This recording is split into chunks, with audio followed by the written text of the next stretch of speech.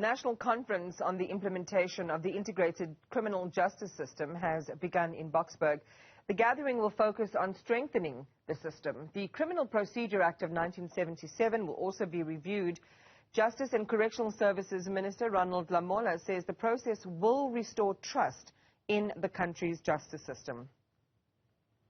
Trust in the justice system will be restored when victims' rights are protected and justice is served. Our communities live in constant fear, plagued by gangsterism, armed robberies, rape, murder. Women and children are particularly vulnerable to the violence inflicted upon them by men. Furthermore, our economy suffers due to damages of infrastructure, extortionate construction sites, corruption, the growth of illicit activities, and the high cost of securing businesses and assets. As we approach the 30th anniversary of our democracy, it is an opportune time for us, as a diverse nation, to reflect on our criminal justice system in light of the fundamental rights and freedoms enshrined in our Constitution. Well, let's talk about it with crime and justice expert Dr. Chris de Kock. Dr. de Kock, good morning to you and thanks for your time. This is all about the Integrated Criminal Justice System program and the implementation of this plan to modernize the criminal justice system. So share with us, what are some of the complexities of doing this in South Africa today? Good morning, and good morning to the listeners. It is a very complex problem, because if we look at our crime levels, crime figures were released 3 weeks ago, and again we found, although a very small increase in murder, and I always refer to the murder rate because murder and attempted murder are the most recorded crimes. It's the most reliable crime trends. And if we look at that, it increased after 2 years of double-digit increases in both of those crimes.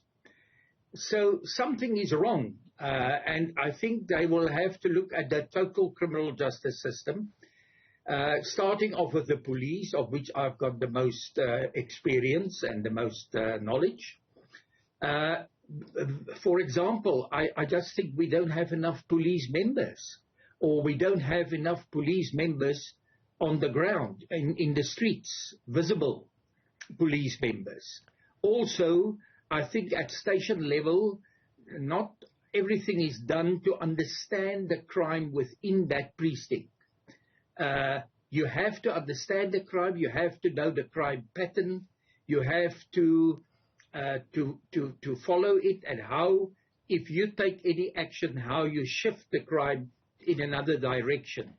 You also have to do docket analysis and linkage of dockets, because if you arrest somebody for something like housebreaking or house robbery or theft of motor vehicle, you have to link that person or persons to as many crimes, many cases as possible.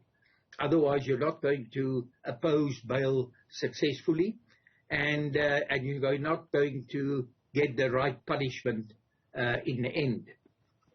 As you say, quite complex, Dr. de Kock, and police are right in the center of this, because we're talking about, from what happens at the point in which you might be a victim of crime, to what the police do, to whether there is an investigation and apprehension of potential suspects, to a possible appearance in court, and then, depending on whether there is a conviction, actually going to jail. But as you say, this is foundational. What is your sense, besides the fact that we don't have enough warm bodies on the ground, not enough visible policing, which, gives people the idea that no one's around so we can take the law into our own hands? That's one piece of it. What is it going to take, besides the resource deployment, on the administration, on the coordination inside the police, to ensure that there is a service that is smooth, that is fluent and coherent? Well, I've only touched on visible policing and bodies on the ground, but there's other challenges. For example, there's quite a serious challenge to the detective services. In numbers, there's not near enough detectives in this country, and also in experience. I can become a detective by going through a course, but experience when it comes to detection, when it comes to analysis, it is all about experience. You learn as you go on. And I think we have got a serious problem on that side of the police as well. And then when we talk organized crime, like I see, which will be addressed at this conference, organized crime and transnational organized crime, you don't only need detectives, you need intelligence. And we know that the intelligence structure of the police and intelligence in general in South Africa, even the other departments, are not up to scratch at all. I mean, we had 2021 riots, the June 20 riots, or July, and actually there were no intelligence that this is coming. And even when it was already happening, I mean, there were actually no intelligence. Yeah. Up to now, we haven't seen any successful conviction for that. And we've seen the SAHRC's report on that, just defining exactly the points, as you say, of areas and things that went wrong that were not successful in averting the crisis that we saw unfold. You know, we could probably speak for many minutes on the risk that this poses in terms of the trust of the public in the police, the peace of mind that citizens would have just going about their business, or the sense that they will get justice. Somebody will be arrested, a case will happen, and there'll be a successful conviction. You know, we could spend a lot of time talking about that alone, and perhaps we should as this conference unfolds. But I want to go to a very key part, which is also a part of this conference, and this is the review of a key piece of legislation, the marquee under which all of this stands, and this is the Criminal Procedure Act of 1977. So an investigation has been initiated. There's an advisory committee appointed on criminal procedure reform. What aspects do you think are outdated? Yeah, that is actually not my field. That's more a field for people with, you know, would know the justice system very well. But I think one of the reasons why people don't have confidence in the criminal justice system is they not always see people getting arrested for what they have done wrong. And then when they get arrested, the next day, and especially in the poorer areas of South Africa, you know, people see that their neighbor was arrested for rape of a child. And then the next day, there is the same person back at home. I mean, that is clearly will not stimulate any confidence. So they will have to look at the whole issue of bail. I think the whole thing of that, you know, to make it more trustworthy. Also, people go to court and on very technical aspects, they can't be convicted.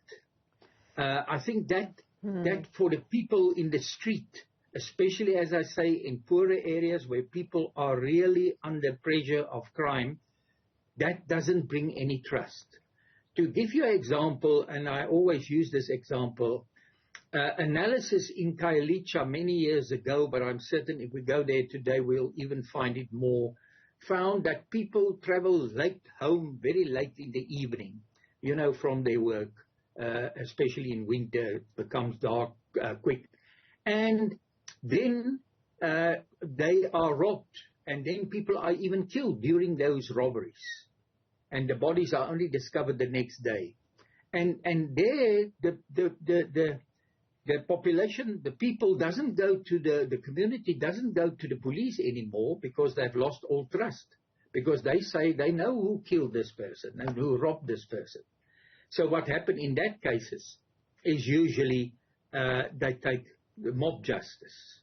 And we find that a lot of our murders is actually generated by vigilantism, by mob justice. And this is because people have lost trust in the police. Yeah. And especially they've lost trust in the courts. Given as you've just outlined and sharing a really grim example, I myself am averse to the term around mob justice because, of course, there's no justice per se in there. Vigilantism is probably what I would prefer in these contexts. However, as you say, this is a situation where the community feels left on its own. It believes that there is impunity for the crimes that are committed, in their communities. And so it leads to this type of action, as many have said, including yourself this morning. So where are the opportunities, some of the quick wins that should be discussed at this conference to modernize and to improve the experience of anyone in this country when it comes to access to justice? Well, yeah, that's a tall order. I think we should start where it matters most, and that is to have to prevent. First, we must try to prevent crime. The more we can prevent, the less we are dependent on the justice system for the whole process which may lead to a conviction. So prevention is, for me, the most important aspect. And there, I think it's back to basics. It's better visible policing based on intelligence, based on your crime pattern, based on all your knowledge of the crime in your area. And then I think the next improvement, is to get more detectives, but also to maybe get some of the older detectives to really mentor the younger guys and ladies. And then I think the next step should be to look at the whole process of when a person is arrested and that whole process as it goes through the court, and see where things can be changed so that we don't easily see people who are found guilty back on the street in no time. Right. Thank you so much for talking to us this morning and sharing your insights. Dr. Chris de Kock, crime and justice expert, sharing his views and perspectives as the National Conference on the Integrated Criminal Justice System continues. They're also looking at reviewing the Criminal Procedure Act of 1977. And that portion we will definitely get some more analysis on. When we return,